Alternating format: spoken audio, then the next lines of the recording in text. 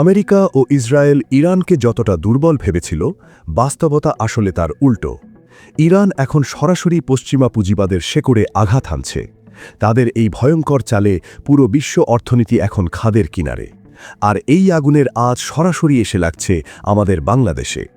আন্তর্জাতিক বাজারে তেলের দাম এক ধাক্কায় 20% বেড়ে 2022 সালের পর সর্বোচ্চ পর্যায়ে পৌঁছেছে। প্রতি ব্যারেল তেল এখনই $100 ছাড়িয়েছে, আর বিশেষজ্ঞরা ভয় পাচ্ছেন খুব শিগগিরই তা $200 গিয়ে ঠেকতে পারে। এর প্রভাবে তাসের ঘরের মতো ভেঙে পড়ছে এশিয়ার শেয়ার বাজারগুলো। জাপানের শেয়ার সূচক সর্বনিম্ন অবস্থানে নেমেছে। দক্ষিণ কোরিয়ায় লেনদেন বন্ধ রাখতে হয়েছে এবং ভারতীয় রুপির মানও রেকর্ড পরিমাণ কমেছে। সবচেয়ে বড় বিপদে আছি আমরা। বিশ্ববাজারে তেলের দাম ব্যারেল প্রতি মাত্র $10 বাড়লেই বাংলাদেশকে প্রতি মাসে বিপুল পরিমাণ বাড়তি ডলার গুনতে হবে, যার সোজা প্রভাব পড়বে আমাদের যাতায়াত খরচে এবং নিত্য প্রয়োজনীয় জিনিসপত্রের দামে।